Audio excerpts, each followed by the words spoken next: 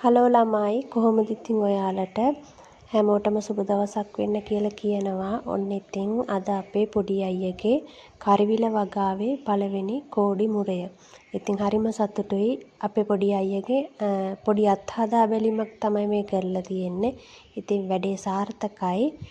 හැමෝගෙම හීනයක් තමයි කරවිල වගාවක් දමන එක. මොකද ලේසි නෑ. ගොඩාක්ම අමාරුයි. සත්තුන්ගෙන් ගොඩාක්ම හානි වෙන වගාවක් තමයි කරවිල. ඉතින් පොඩි අයියගේ අත්හදා බැලීම සාර්ථකයි කියලා හිතෙනවා.